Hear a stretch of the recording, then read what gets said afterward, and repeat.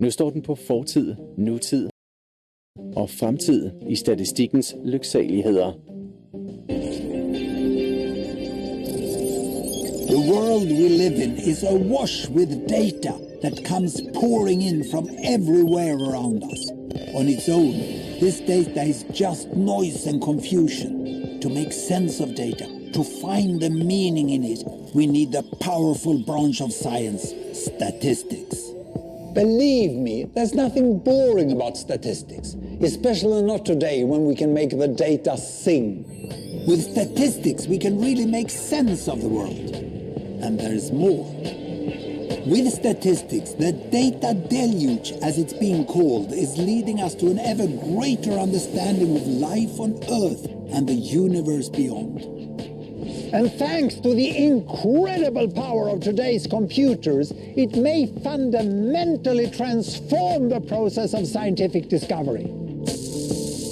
I kid you not, statistics is now the sexiest subject around.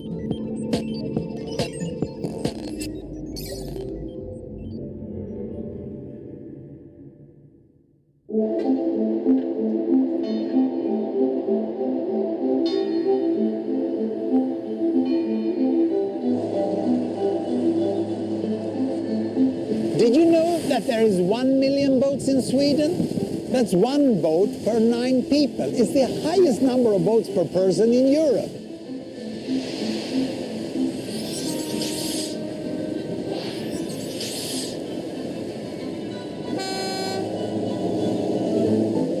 Being a statistician, you don't like telling your profession at dinner parties. But really, statisticians shouldn't be shy because everyone wants to understand what's going on.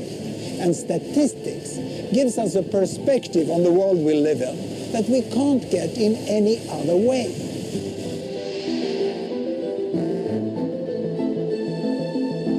Statistics tells us whether the things we think and believe are actually true.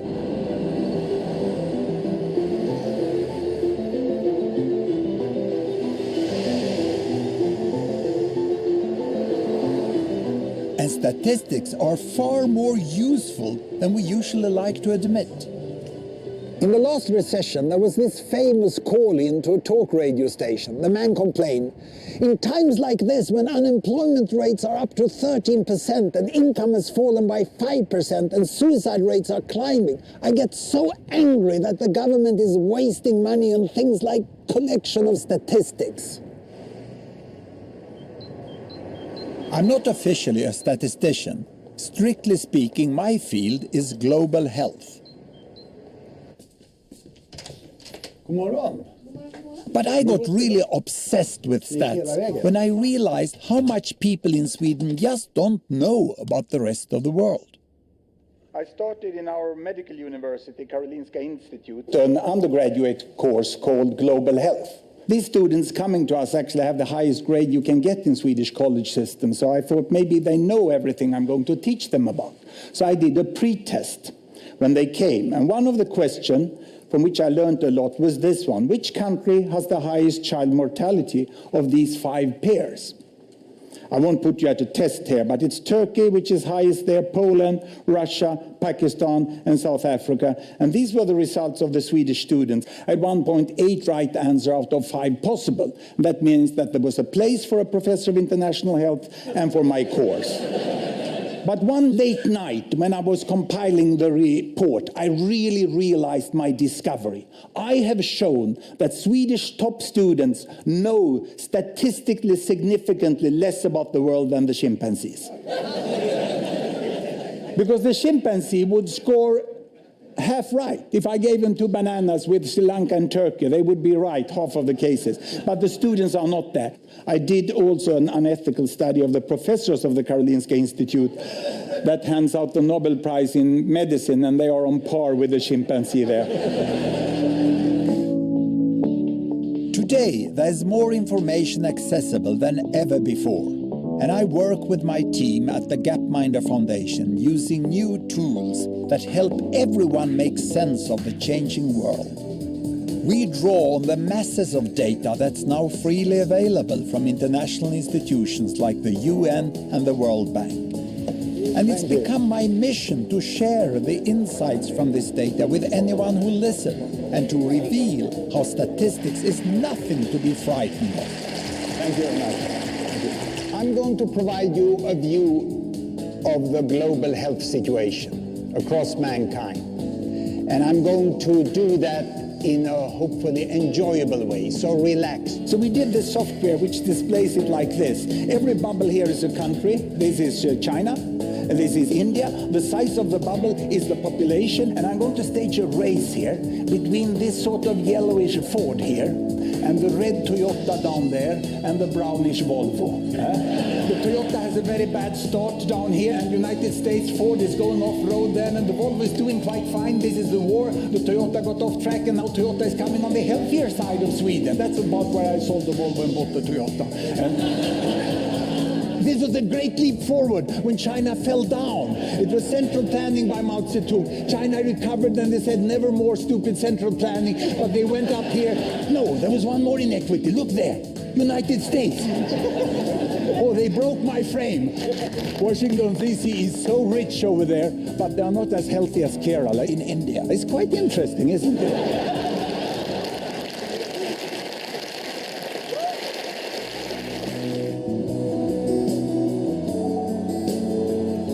Welcome to the USA, world leaders in big cars and free data. There are many here who share my vision of making public data accessible and useful for everyone. The city of San Francisco is in the lead, opening up its data on everything. Even the police department is releasing all its crime reports.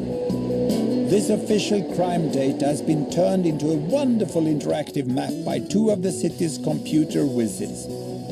It's community statistics in action.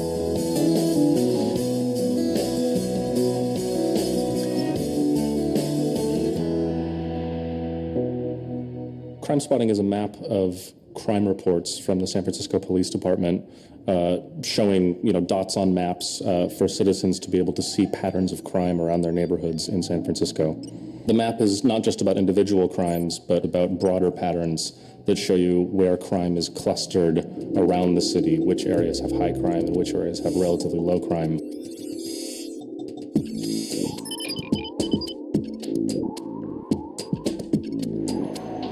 We are here at the top of Jones Street on Nob Hill.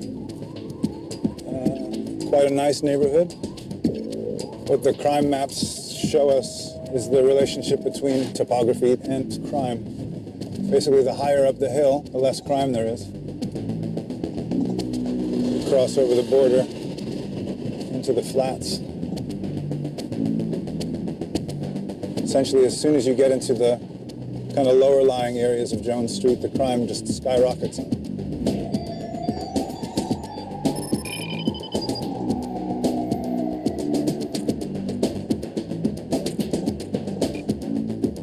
So we're here in the Uptown Tenderloin District.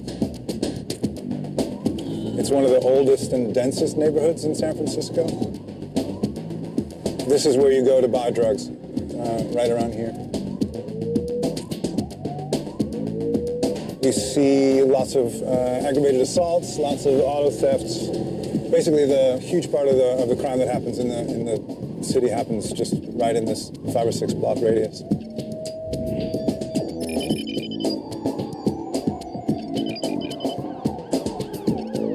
If you've been hearing police sirens in your neighborhood, you can use the map to find out why. If you're out at night in an unfamiliar part of town, you can check the map for streets to avoid. If a neighbor gets burgled, you can see, is it a one-off or has there been a spike in local crime? If you commute through a neighborhood and you're worried about its safety, the fact that we have the ability to turn off all the nighttime and middle-of-the-day crimes and show you just the things that are happening during the commute is a statistical operation. But I think to people that are interacting with the thing, it feels very much more like they're just sort of browsing a website or, shopping on Amazon. They're looking at data and they don't realize they're doing statistics. What's most exciting for me is that public statistics is making citizens more powerful and the authorities more accountable.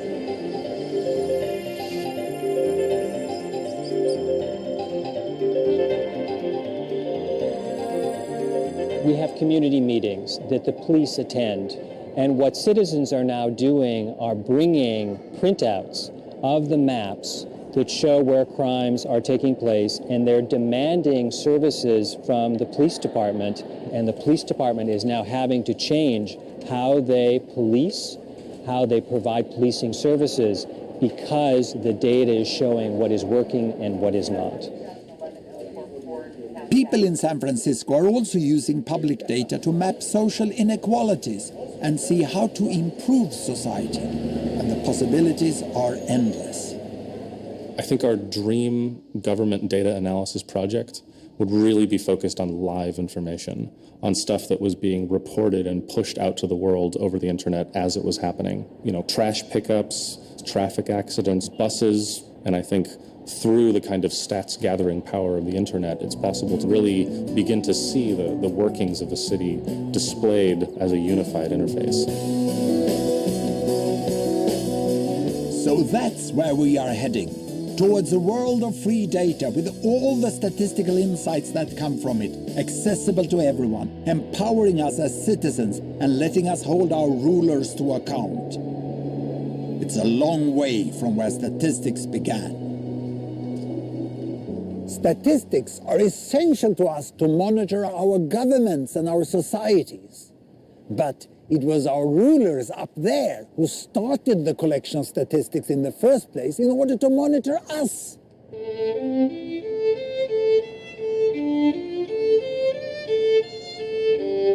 In fact, the word statistics comes from the state. Modern statistics began 2 centuries ago. Once it got going, it spread and never stopped. And guess who was first? The Chinese have Confucius, the Italians have Da Vinci, and the British have Shakespeare, and we have the Tabellverket, the first ever systematic collection of statistics. Since the year 1749, we have collected data on every birth, marriage, and death, and we are proud of it. The Tabellverket recorded information from every parish in Sweden. It was a huge quantity of data, and it was the first time any government could get an accurate picture of its people.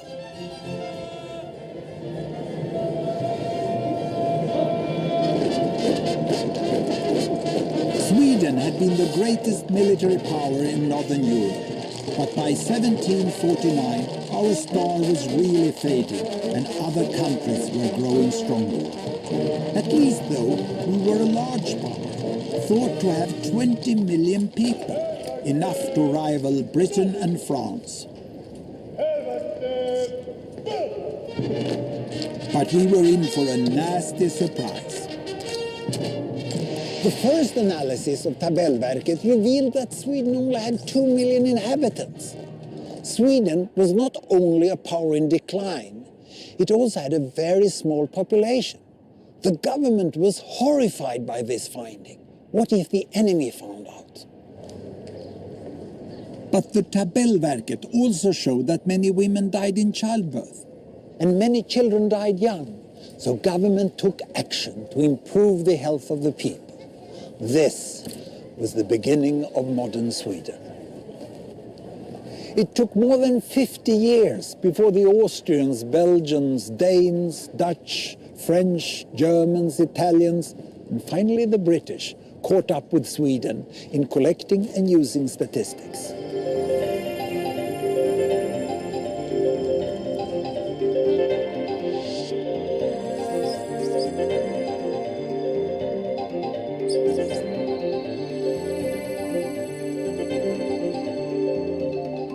It was called political arithmetic. That was the lovely phrase that was used for statistics. Governments could have much more control and understanding of the society, how it was working, how it was developing, and essentially so they could control it better. It was wasn't just governments who woke up to the power of statistics. Right across Europe, 19th century society went mad for facts. And despite its late start, Britain, with its Royal Statistical Society in London, was soon a statistician's nirvana. I love looking at old copies of the Royal Statistical Society Journal because it's full of such odd stuff. There's a wonderful paper from the 1840s which shows a map of England and the rates of bastardy in each county. And so you can identify very quickly the areas with high rates of bastardy. Being in East Anglia, it always makes me slightly laugh that Norfolk seems to top the bastardy league in the 1840s. One of the founders of the Royal Statistical Society was the great Victorian mathematician and inventor Charles Babbage.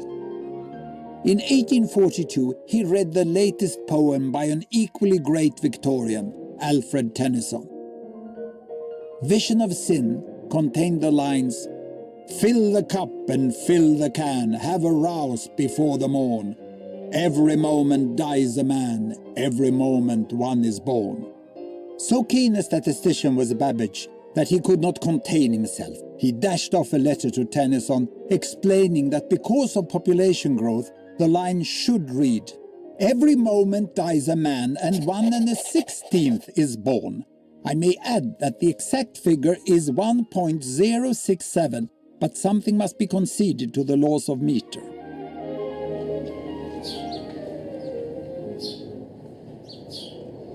In the 19th century, scholars all over Europe did amazing work in measuring their societies. They were hoovering up data on almost everything. But numbers alone don't tell you anything. You have to analyze them. And that's what makes statistics.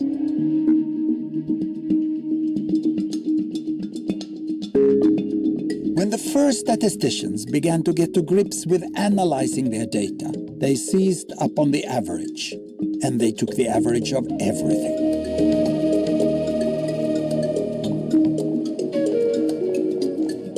What's so great about an average is that you can take a whole mass of data and reduce it to a single number.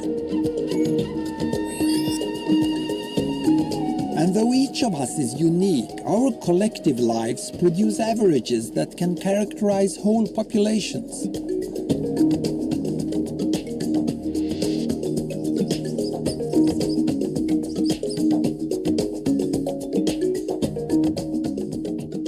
I looked in my local newspaper one week and saw a pensioner had accidentally put her foot on the accelerator and crushed her friend against a wall. Devastating, hideous, horrible thing to happen. And then there was a second one about a young man who didn't have a driving license, was driving a car under the influence of drugs and alcohol, and he bashed into a pedestrian, killed him. What's remarkable, absolutely remarkable, if you look at the number of people who die each year in traffic crashes, it's nearly a constant. What? All these individual events, somehow when you sum them all up, there's the same number every year. And every year, 2.5 times as many men die in traffic crashes as women, and it's a constant. And every year, the rate in Belgium is double the rate in England. There are these remarkable regularities, so that these individual particular events sum up into a social phenomenon. Let's see what Sweden have done. We used to boast about fast social progress. That's where we were. In my lectures, to tell stories about the changing world, I use the averages from entire countries, whether the average of income, child mortality, family size, or carbon output. Okay, I give you Singapore, the year I was born. Singapore had twice the child mortality of Sweden. It's the most tropical country in the world, a marshland on the equator, and here we go. It took a little time for them to get independent, but then they started to grow their economy, and they made the social investment. They got away malaria. They got a magnificent health system that beat both US and Sweden. We never thought it would happen, that they would win over Sweden. But useful as averages are, they don't tell you the whole story. On average, Swedish people have slightly less than 2 legs. This is because a few people only have 1 leg or no legs, and no one has 3 legs. So almost everybody in Sweden has more than the average number of legs. The variation in data is just as important as the average.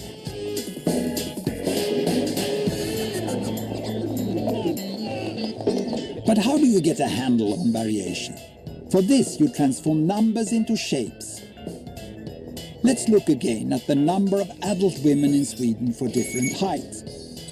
Plotting the data as a shape shows how much their heights vary from the average and how wide that variation is. The shape a set of data makes is called its distribution. This is the income distribution of China, 1970. This is the income distribution of the United States, 1970. Almost no overlap. And what has happened? China is growing, it's not so equal any longer, and it's appearing here, overlooking the United States, almost like a ghost, isn't it? Huh? It's pretty scary.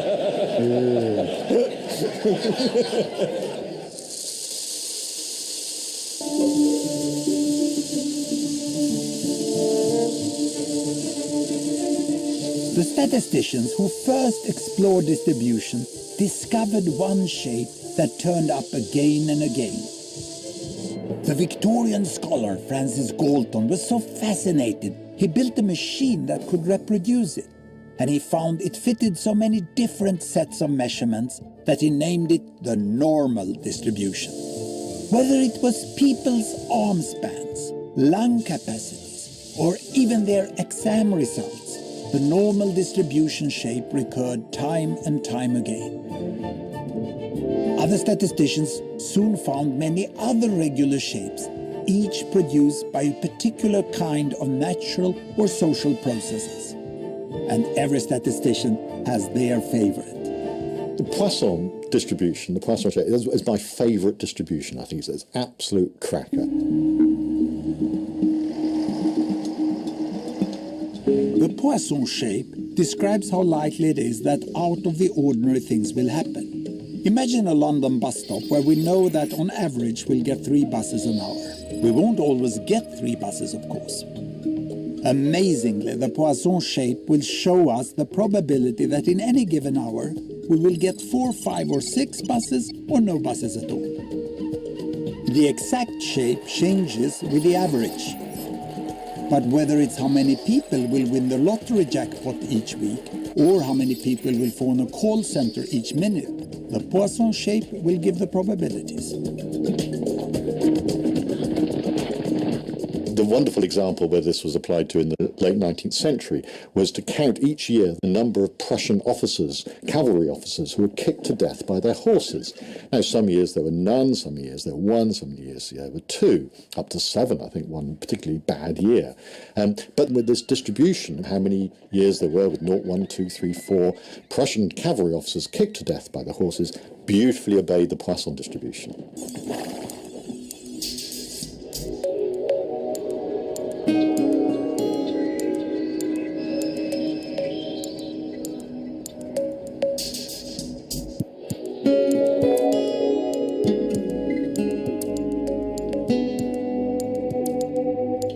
So statisticians use shapes to reveal the patterns in the data. But we also use images of all kinds to communicate statistics to a wider public. Because if the story in the numbers is told by a beautiful and clever image, then everyone understands. Of the pioneers of statistical graphics, my favorite is Florence Nightingale.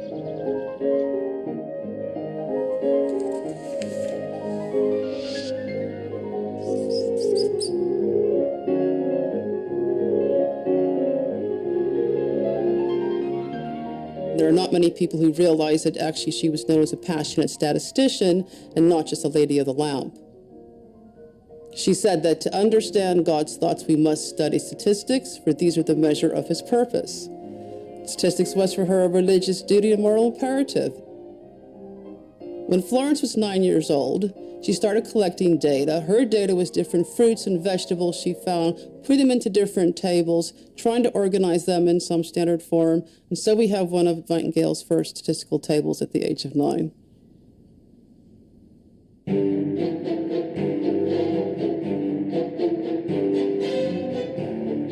In the mid-1850s, Florence Nightingale went to the Crimea to care for British casualties of war. She was horrified by what she discovered. For all the soldiers being blown to bits on the battlefield, there were many, many more soldiers dying from diseases they caught in the army's filthy hospitals. So Florence Nightingale began counting the dead.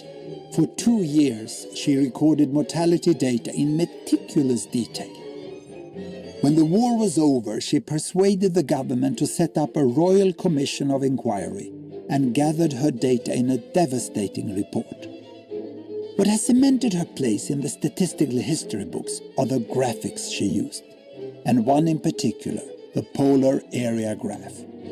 For each month of the war, a huge blue wedge represented the soldiers who had died from preventable diseases. The much smaller red wedges were deaths from wounds, and the black wedges, deaths from accidents and other causes. Nightingale's graphics were so clear, they were impossible to ignore. The usual thing around Florence Nightingale's time was just to produce tables and tables of figures. I mean, absolutely really tedious stuff that, unless you're an absolutely dedicated statistician, it's really quite difficult to spot the patterns quite naturally. But visualizations, they tell a story. They tell a story immediately. And the use of colour and the use of shape, can really tell a powerful story. And nowadays, of course, we can make things move as well. Florence Nightingale would have loved to have played with. She would have produced wonderful animations. I'm absolutely certain of it. Today, 150 years on, Nightingale's graphics are rightly regarded as a classic. They led to a revolution in nursing, healthcare and hygiene in hospitals worldwide, which saved innumerable lives. And statistical graphics has become an art form of its very own, led by designers who are passionate about visualizing data.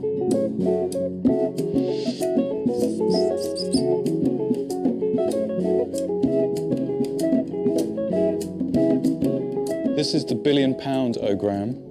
This image arose out of frustration with the reporting of billion-pound amounts in the media. 500 billion pounds for this war, 50 billion pounds for this oil spill. It doesn't kind of make sense. These numbers are too enormous to get your mind around. So I scraped all this data from various news sources and created this diagram. So the squares here are scaled according to the billion-pound amounts. When you see numbers visualized like this, you start to have a different kind of relationship with them.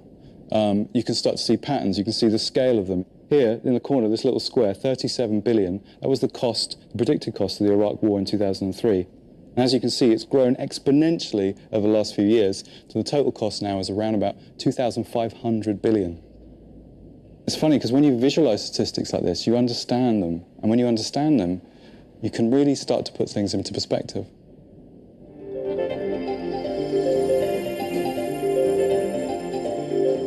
Visualization is right at the heart of my own work too. I teach global health. And I know having the data is not enough. I have to show it in ways people both enjoy and understand. Now, I'm going to try something I've never done before. Animating the data in real space, with a bit of technical assistance from the crew. So, here we go. First, an axis for health. Life expectancy, from 25 years to 75 years. And down here, an axis for wealth, income per person, $400,000, $4,000, and $40,000. So down here is poor and sick, and up here is rich and healthy. Now, I'm going to show you the world 200 years ago, in 1810. Here come all the countries. Europe brown, Asia red, Middle East green, Africa south of Sahara blue, and the Americas yellow. And the size of the country bubbles show the size of the population. And in 1810, it was pretty crowded down there, wasn't it? All countries were sick and poor. Life expectancy were below 40 in all countries. And only UK and the Netherlands were slightly better off, but not much. And now, why start the world? The Industrial Revolution makes countries in Europe and elsewhere move away from the rest. But the colonized countries in Asia and Africa, they are stuck down there. And eventually, the Western countries get healthier and healthier.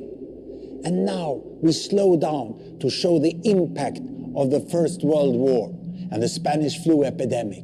What a catastrophe!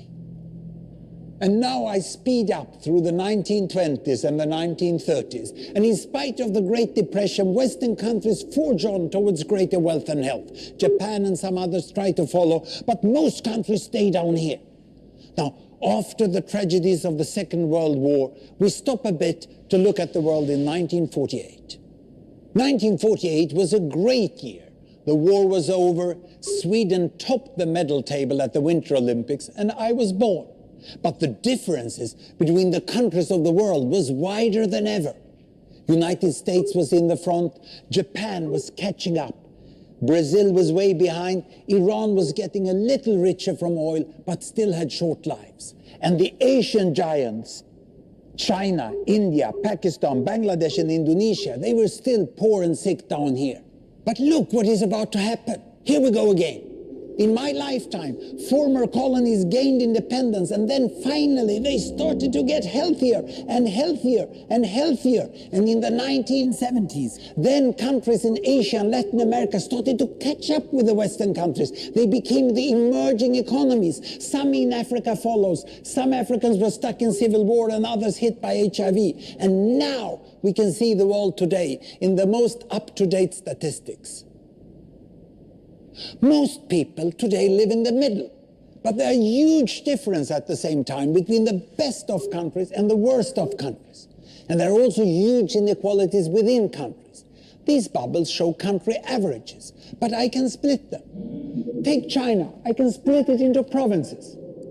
There goes Shanghai. It has the same wealth and health as Italy today. And there is the poor inland province Guizhou. It is like Pakistan. And if I split it further, the rural parts are like Ghana in Africa. And yet, despite the enormous disparities today, we have seen 200 years of remarkable progress. That huge historical gap between the West and the rest is now closing. We have become an entirely new converging world. And I see a clear trend into the future. With aid, trade, green technology and peace, it's fully possible that everyone can make it to the healthy, wealthy corner. Well, what you just seen in the last few minutes is a story of 200 countries shown over 200 years and beyond. It involved plotting of 120,000 numbers. Pretty neat, huh?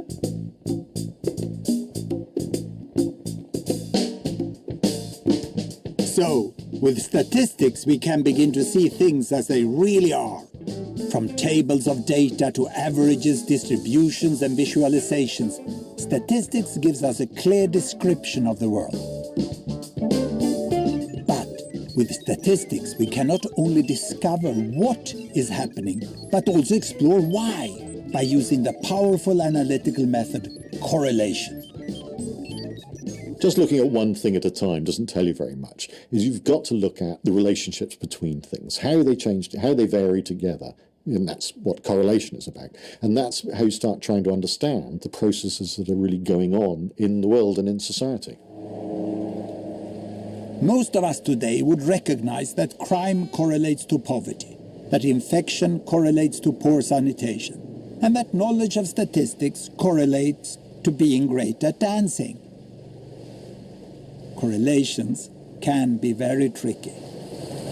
I got a joke about silly correlations. There was this American who was afraid of heart attack, and he found out that the Japanese ate very little fat and almost didn't drink wine, but they had much less heart attacks than the Americans. But on the other hand, he also found out that the French eat as much fat as the Americans, and they drink much more wine, but they also have less heart attacks. So he concluded that what kills you is speaking English. The best example of a really groundbreaking correlation is the link that was established in the 1950s between smoking and lung cancer. Not long after the Second World War, a British doctor, Richard Doll, investigated lung cancer patients in 20 London hospitals, and he became certain that the only thing they had in common was smoking. So certain that he stopped smoking himself. But other people weren't so sure. A lot of the discussion of the early data linking smoking to lung cancer said, well, it's not the smoking, surely, that thing that we've done all our lives, that can't be bad for you. Maybe it's genes. Maybe people who are genetically predisposed to get lung cancer are also genetically predisposed to smoke. Maybe it's not the smoking, maybe it's air pollution, that smokers are somehow more exposed to air pollution than non-smokers. Maybe it's not smoking, maybe it's poverty. So now we've got three alternate explanations apart from chance. To verify his correlation did imply cause and effect. Richard Doll created the biggest statistical study of smoking yet. He began tracking the lives of 40,000 British doctors, some of whom smoked and some of whom didn't, and gathered enough data to correlate the amount the doctors smoked with their likelihood of getting cancer. Eventually, he not only showed a correlation between smoking and lung cancer, but also a correlation between stopping smoking and reducing the risk. This was science at its best. What correlations do not replace is human thought. You've got to think about what it means. I mean, what a good scientist does, if he comes up with a correlation, is try as hard as she or he possibly can to disprove it, to break it down, to get rid of it, to try and refute it. And if it withstands all those efforts at demolishing it and it's still standing up, then cautiously you say, we really might have something here.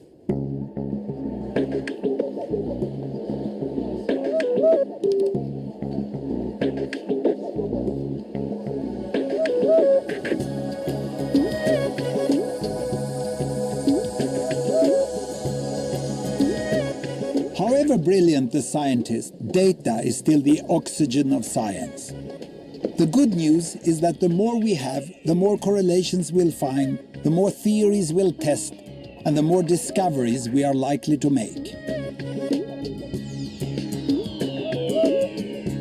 And history shows how our total sum of information grows in huge leaps as we develop new technologies. The invention of the printing press kicked off the first data and information explosion. If you piled up all the books that had been printed by the year 1700, they would make 60 stacks, each as high as Mount Everest.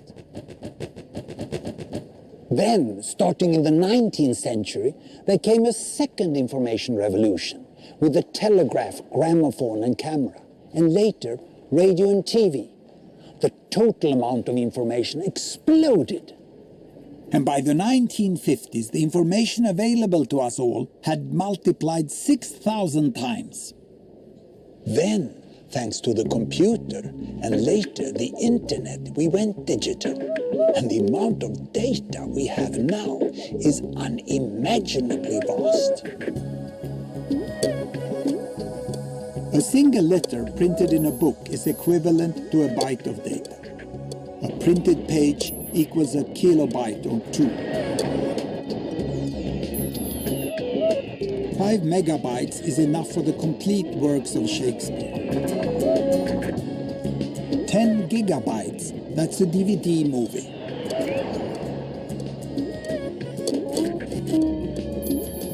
2 terabytes is the tens of millions of photos added to Facebook every day. 10 petabytes is the data recorded every second by the world's largest particle accelerator. So much only a tiny fraction is kept. 6 exabytes is what you'd have if you sequenced the genomes of every single person on Earth.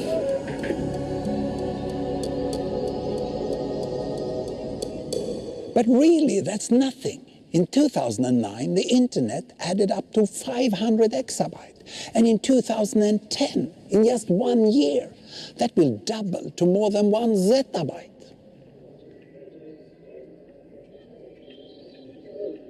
Back in the real world, if we turn all this data into print, it would make 90 stacks of books, each reaching from here all the way to the sun. The data deluge is staggering, but with today's computers and statistics, I'm confident we can handle it. When it comes to all the data on the internet, the powerhouse of statistical analysis is the Silicon Valley giant Google.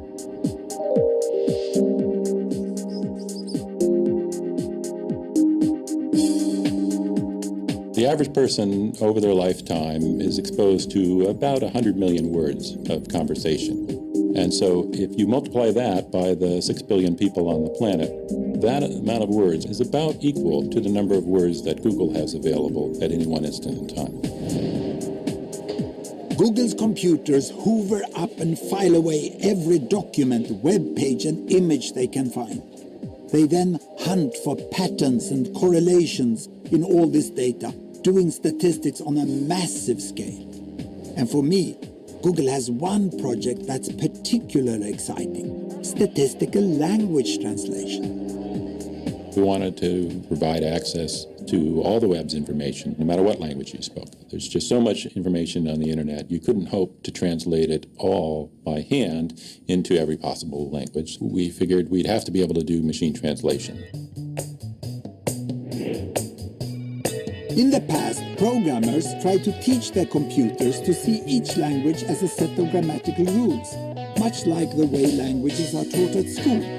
But this didn't work, because no set of rules could capture language in all its subtlety and ambiguity.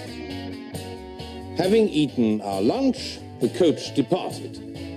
Well, that's obviously incorrect. Written like that, it would imply that the coach has eaten the lunch. It would be far better to say, having eaten our lunch, we departed in the coach. Those rules are helpful, and they are useful most of the time, but they don't turn out to be true all the time. And the insight of using statistical machine translation is saying, well, if you got to have all these exceptions anyways, maybe you can get by without having any of the rules. Maybe you can treat everything as an exception, and that's essentially what we've done.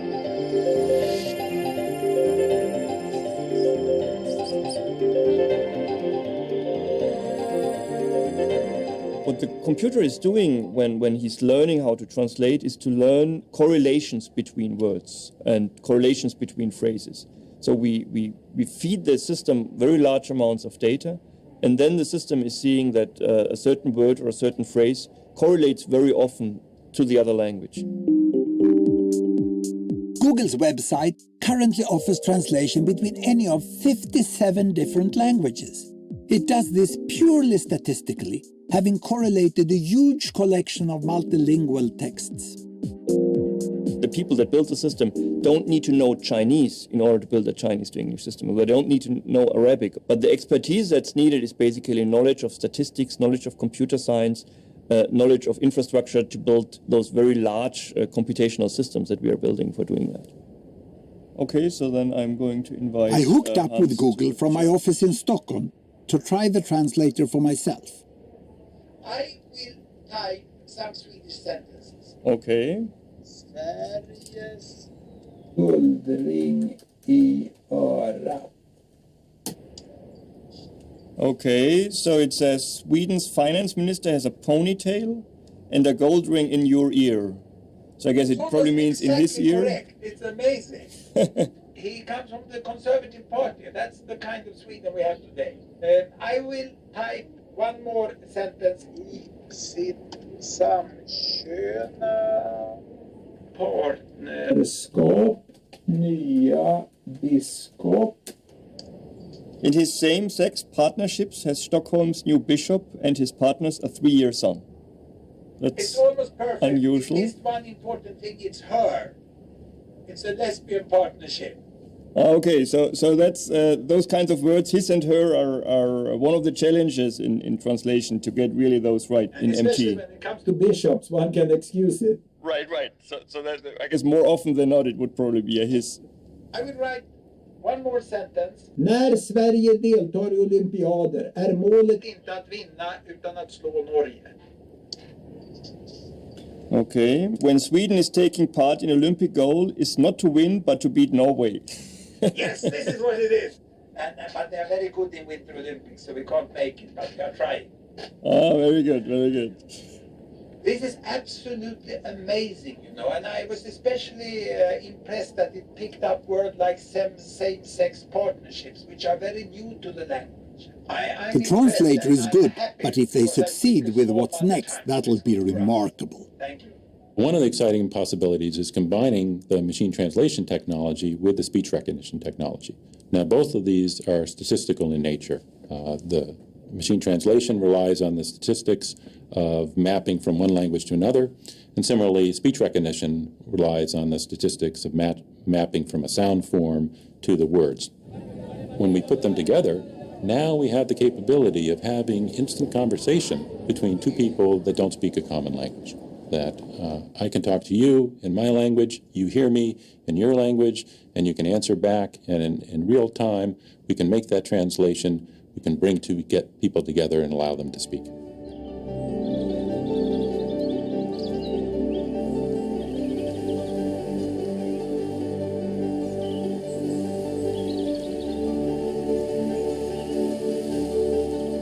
The internet is just one of many technologies created to gather massive amounts of data.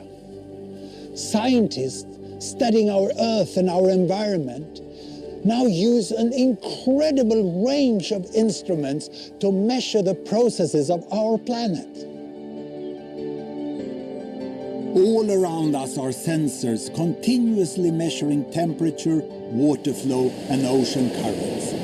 And high in orbit are satellites busy imaging cloud formations, forest growth, and snow cover. Scientists speak of instrumenting the Earth. And pointing up to the skies above are powerful new telescopes mapping the universe.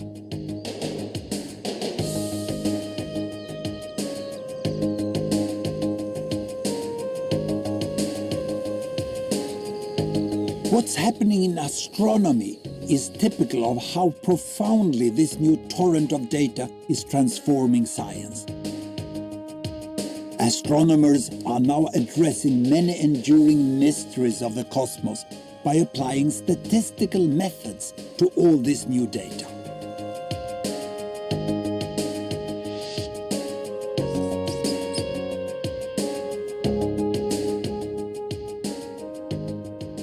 The galaxy is a very big place and it's got billions of stars in it. And so to put together a coherent picture of the whole galaxy requires having an enormous amount of data.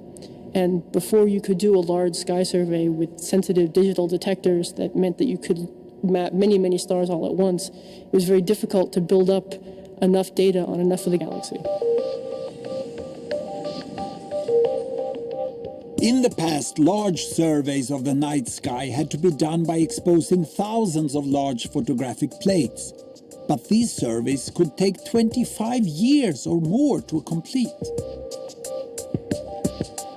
Then, in the 1990s, came digital astronomy, and a huge increase in both the amount and the accessibility of data. The Sloan Sky Survey is the world's biggest yet, using a massive digital sensor mounted on the back of a custom-built telescope in New Mexico. It scanned the sky night after night for 8 years, building up a composite picture in unprecedented resolution. The Sloan is some of the best, deepest survey data that we have in astronomy, both on our own galaxy and on galaxies further away from ours.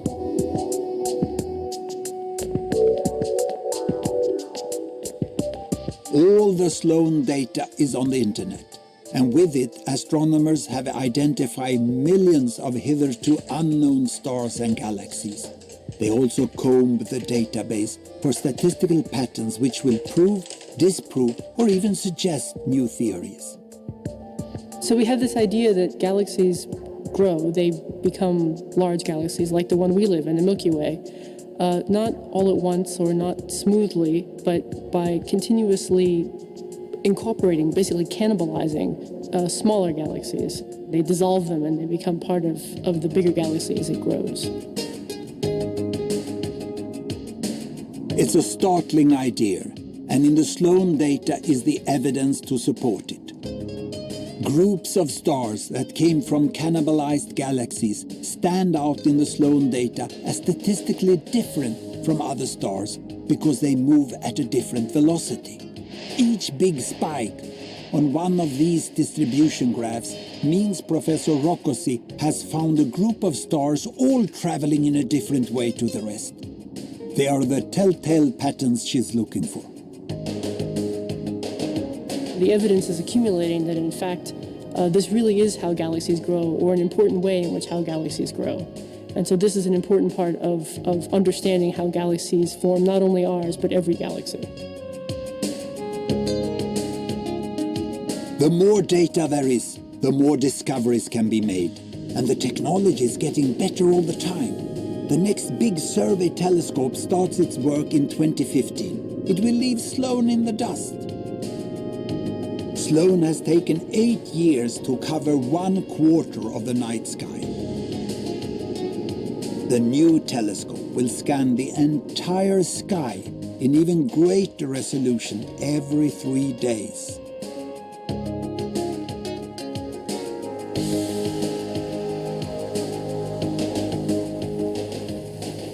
The vast amounts of data we have today allows researchers in all sorts of fields to test their theories on a previously unimaginable scale. But more than this, it may even change the fundamental way science is done. With the power of today's computers applied to all this data, the machines might even be able to guide the researchers.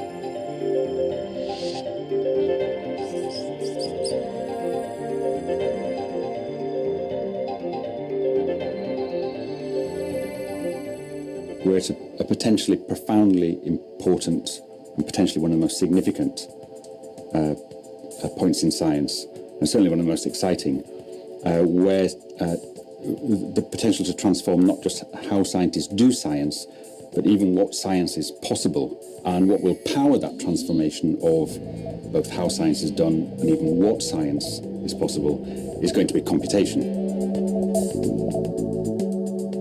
Many of the dynamics of the natural world, like the interplay between the rainforest and the atmosphere, are so complex that we don't as yet really understand them. But now, computers are generating literally tens of thousands of different simulations of how these biological systems might work.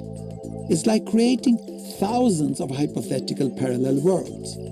Each and every one of these simulations is analyzed with statistics to see if any are a good match for what is observed in nature. The computers can now automatically generate, test, and discard hypotheses with scarcely a human inside. This new application of statistics will become absolutely vital for the future of science. It's creating a new paradigm, if you like, in science, and the way in which we can do science, which is increasingly, which one might characterize as data-centric or data-driven, rather than being hypothesis-driven or experimentally driven. So it's exciting times in terms of the science, in terms of the computation, and in terms of the statistics.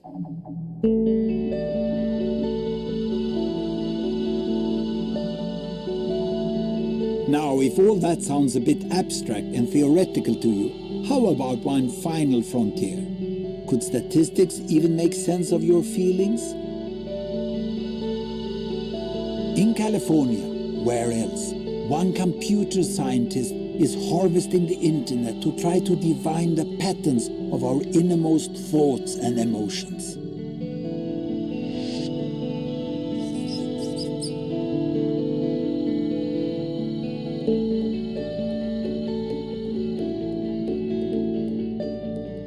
Well, this is the Madness movement. The Madness movement represents a skyscraper view of the world. Each of these brightly colored dots is an individual feeling expressed by someone out there in a blog or a tweet. And when you click on a dot, it explodes to reveal the underlying feeling of that person. This is what people say they're feeling today. Better, safe, crappy, well, pretty, special, sorry, alone.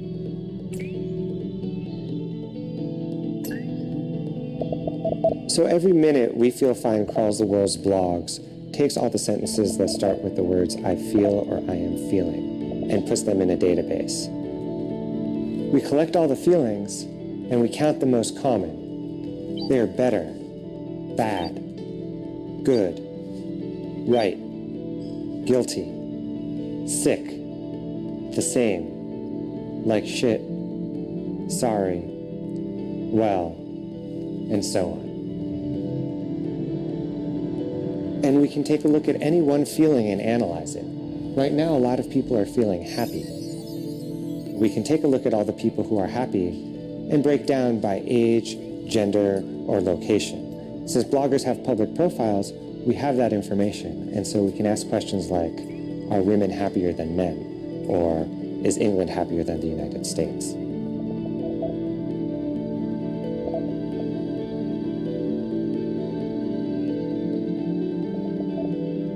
We find that as people get older, they get happier. And moreover, we find that for younger people, they associate happiness more with excitement. And as people get older, they associate happiness more with peacefulness.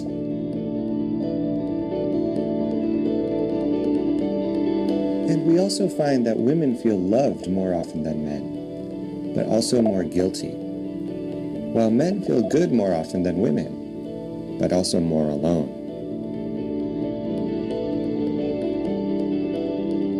As people lead more and more of their lives online, they leave behind digital traces. And with these digital traces, we can begin to statistically analyze what it means to be human.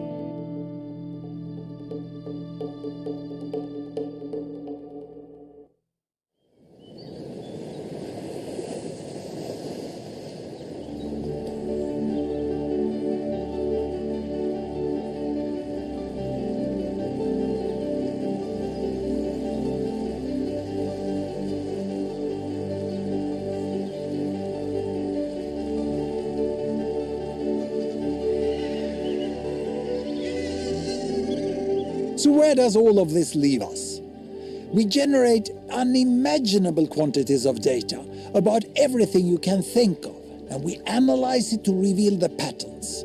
And now, not only expert, but all of us can understand the stories in the numbers.